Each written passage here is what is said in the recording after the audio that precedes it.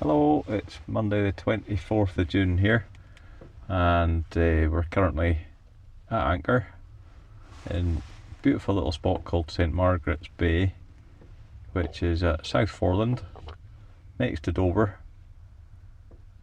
just about on the south coast. Yeah.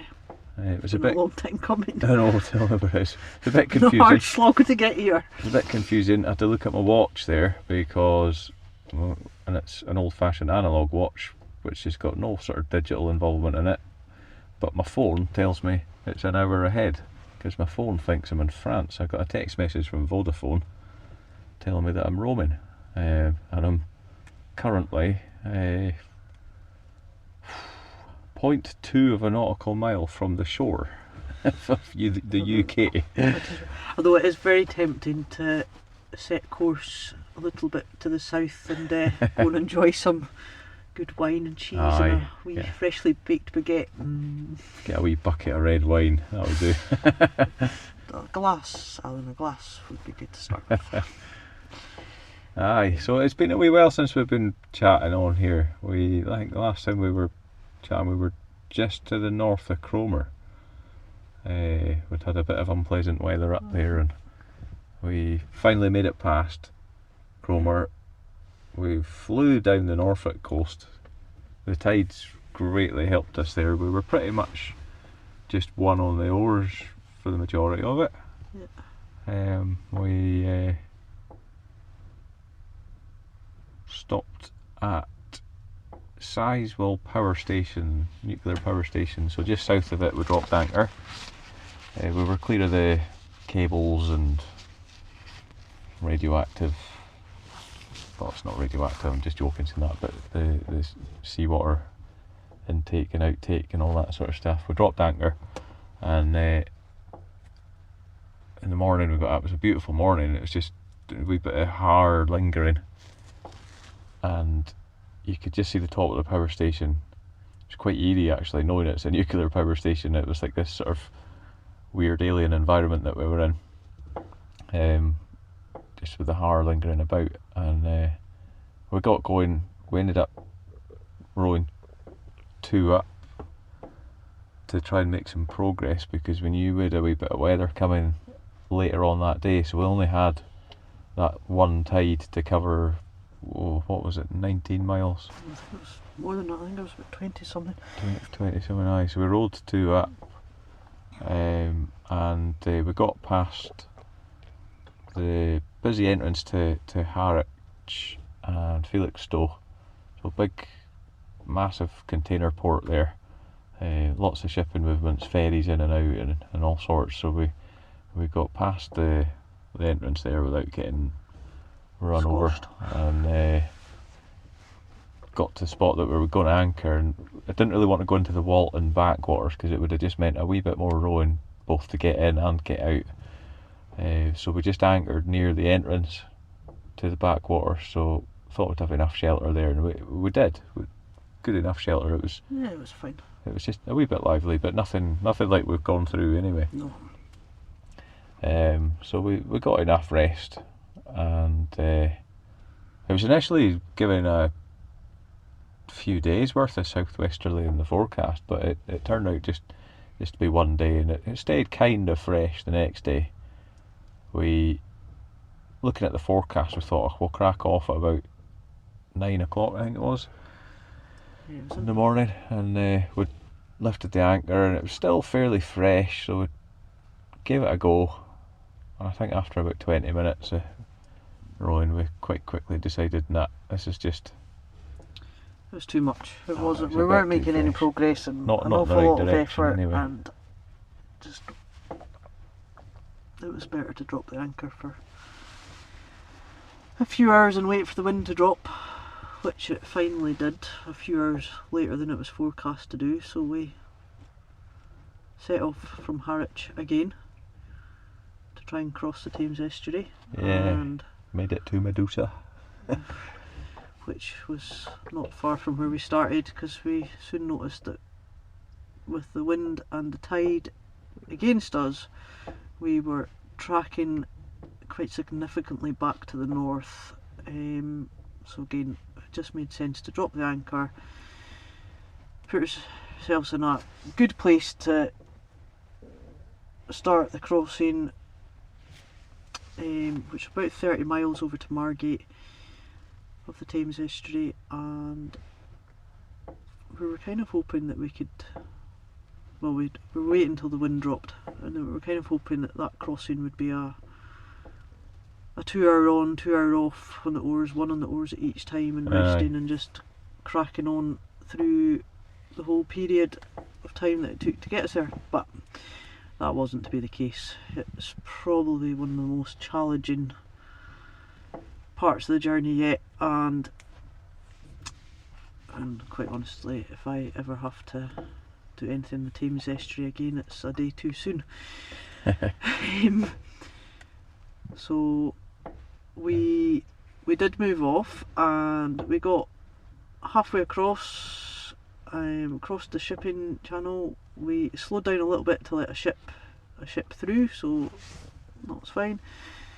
Then we got to the other side of the shipping channel, and what we should have had was another couple of hours of tide helping us, but it just zapped, it just disappeared. And there was some weird stuff going on with the tides. We're putting it down to the sandbanks and deep channels. There's a lot of local anomalies there. The tide flowing one way when it should have been flowing the other way, and the tidal predictions and tidal stream atlases showed another 2 hours of tide, and we got to the edge of it. It's the Allan and Mhairi wind farm. It's one of the largest wind farms around, and we're literally at the edge of it, which is right on the edge of the channel, shipping channel, and speed went down to about 0.9 of a knot, and it was just flogging a dead horse yet again. So we decided just to turn round, zip back across the channel that we'd just come across, which is about 2 miles wide, and we dropped anchor on the sunk sand, which is the name of the sandbank. So the bit we chose, there's still plenty of water on it. It's about 3 metres of depth at low water, so we had plenty of water, and it just meant we were out off the shipping lane. We were in a place of safety. You're not going to get mown down by a ship there, and it was sheltered enough weather-wise. We just got a bit of sleep, got up for the next tide. And it was a beautiful day. Aye, we made it across. I think our shorts and t-shirt were on. Aye, it was from the 6 very o'clock in the get-go. morning, and it was good. Sun cream on, sun hats on. So we were crossing the shipping channel, and we could see a ship coming in the distance, and we were watching it on AIS, and it was very we much ended like up a cat and mouse, though. well, it was like Frogger. So we were both on the oars, pulling quite hard to get across, and there was plenty of room. It's just when something as big as a container ship that's doing 18 or 20 knots and isn't slowing down for you in your little rowing boat, you don't really have much option but just to row faster. So we got across. The going gets tough, get tougher. Aye, we got across, and just entering the Allan and Mhairi wind farm, and it's the southwest corner of the wind farm we were going into, and there's a real shallow bit. There's a sandbank, and so the water's basically shoaling up there. And as this ship went past, the wake that came off it, it started shoaling up. And I shouted to Mhairi, I'm going to just quickly put the manual steering on, so you can very quickly on this boat just grab the steering lines. And at that point we were using the autotiller, which is the electric. We've got a special word for when we pull them, but we'll not share it with you on this. So if you pull the steering lines quite sharply, it knocks the autotiller off. It's a sort of safety mechanism in it, and you've got manual control just like that. So in this instance, seeing a big breaking, really steep wave coming roaring towards us, grabbed the steering lines and just quickly turned the boat 180 degrees to face it bow on. And it was a big wave. Your average surfer would have been in awe to see it. They would have been loving it. It was not so much. But Boadicea took it well, and we just turned around another 180 degrees and carried on like it had never even happened. We got through the wind farm, and crossed another little channel, and then we got a visit. Aye, from an orange boat from Burnham and Crouch. All the way from Burnham and Crouch, which is just really nice to It see was the really great to see them. crew. We've met quite a few of the crew. We popped in when we were down Wick and Bodassia up from Rannoch Adventure, which is based in Burnham and Crouch. We popped into the lifeboat station to say hello, and we were made very, very welcome, as you are at most lifeboat stations, to be honest. And we had a cup of tea and a blether that time, and the last time we were down in Burnham and Crouch, it was for the Rannoch Adventure Open Day, and we were walking from the train station out, and a car pulled up, and this was one of the crew had recognised us and stopped for a blether. So with a hello, Much to the annoyance of the car behind her. yeah. And here they were again. They came out to see us, and That was just brilliant to it's see a them. fair way from their lifeboat station, still within their area, I think, and we're just doing a local navigation exercise, and knew we were out, so wanted to come and say hello as well. Yeah, initially thought they were on their way to join another search that we could hear was going on relatively close. And we said, "Oh, are you on your way to Ramsgate?" And they went, "No, we came to see you." So it was actually really, really nice. And then after they departed and we said our goodbyes to them, we carried on a little bit, making good use of the tide, and then when we started slowing down, we dropped our anchor again in this, what can only be described as a lovely little haven of peace, calm and tranquility. And we knew we were only going to be there for a couple of hours until these weird tides started playing in our favour again, or what we thought was going to be our favour. So it was the first day that we've been able to sit outside when we've been at anchor, so it was lovely. So Allan was inside the cabin having a snooze and snoring, and just this little porpoise came swimming on by, and I don't know who was trying to prove that they could puff out their breath the loudest, so the wee porpoise was in tune to Allan's snore. It was like they were speaking to each other. So that was a really, really lovely moment of just like absolute calmness and just peace and quiet. Could be my spirit animal. Yeah, it was so calm there wasn't even a splash off the porpoise. The only thing you knew it was there was because I could see it, but it was actually the noise that alerted me to being there. So then we lifted our anchor, and about 15 minutes after we lifted the anchor, here comes the wind again. Yeah.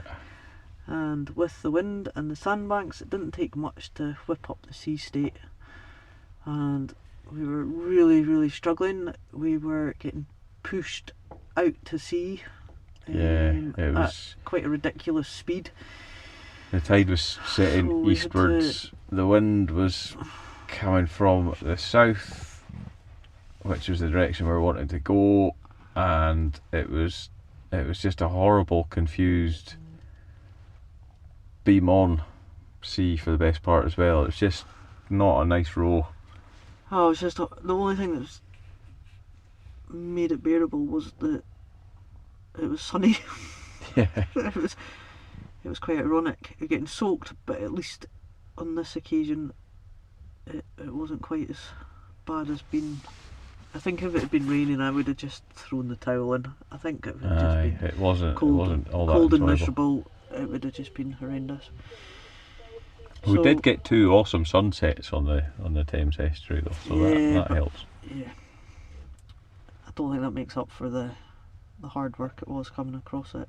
It wasn't a part of the journey that I thought was going to throw up the chaoticness that it did, but yeah, learned some valuable lessons about sandbanks and channels and the effects it can have. It didn't help that it was full moon, so that's when the tides are at their strongest pools and things as well. Yeah, spring tides. So we were battling on across, and about 8 miles out of Margate, hear this boom, boom, boom. Well, boom. I thought it was a tugboat or something, a real low frequency noise, like an engine. Boom was good enough. And it's only when we were a couple of miles off Margate you realise, no, that's actually somebody playing like rave music or something. and I think we both kind of thought it was probably just an amusement arcade or something like that, and well, we got to Margate, dropped anchor really close in, and we thought, well, Mary had thought it'd probably stop at 10 o'clock curfew, and I just sort of agreed, thinking it probably will, and no, it went on all the way through the night, and this morning when we were leaving it was Still going. And getting louder. So it turned out it was a rave on the beach. Yeah. Not my cup of tea, but each into their own. But yeah, it was pretty loud, to say the least. But then from Margate we have had a pretty good day. Well, we're a wee bit late setting off from Margate. We were knackered last night and kind of overslept this morning, so we missed the first bit of the tide, which meant instead of making it all the way down to South Foreland on the first tide and then scooting on round the corner, which would have been quite a tall order in itself, but possibly doable, we didn't make it. We made it just south of Ramsgate before the tide turned, and we dropped anchor again, so but not long anchored, and got a phone call from Dan that I used to work with in the fleet team in Argh. He's in at Ramsgate lifeboat station covering, and he'd been following our progress and seen us go past, so he gave us a phone, which is really nice to hear from Dan. And what were we anchored for a few hours, and then we also got a wee visit from somebody who thought we were sinking. Oh yeah, forgot which that. Was yeah. Kind of nice of them to come and check on us, but they thought we were taking on water. But yeah, just that we looked really low in the water. So no, that's just because we are really low in the water. We're just a little boaty. Yeah. But it was nice of them to check and make sure that we were safe. That's the thing. So yeah, then it was a bit of a battle to get out of Ramsgate, the bay at Ramsgate, but once we got round the headland there, it's been an absolutely beautiful evening with flat calm seas.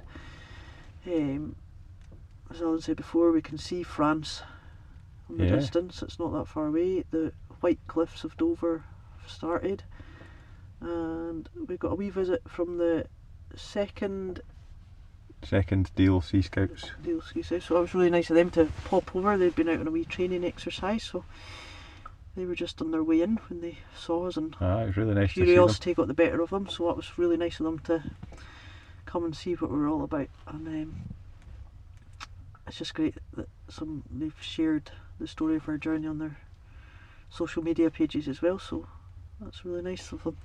Yeah, so we got into the bay here. It's not a big bay, it's quite a little wee dimple on the cliff is probably the best way of describing it. The sun had just set, and the roll's been quite enjoyable up for the second part today, because the tide's been with us and the wind had died off.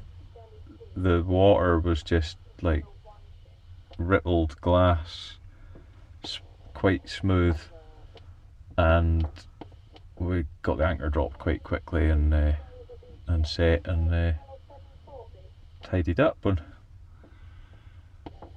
hopefully have a quiet night now. Well, apart from the big ships causing vibration on the boat. So yeah, if you do hear that hum in the background, there's just constant movement of ships here. So we've got the busy Port of Dover to cross tomorrow, and there's ships just moving every other minute. There's something passing by, and the English Channel's just busy anyway, but we've got that to negotiate in the morning. Yeah, we potentially could have made it across tonight, but we just didn't want to take the risk of...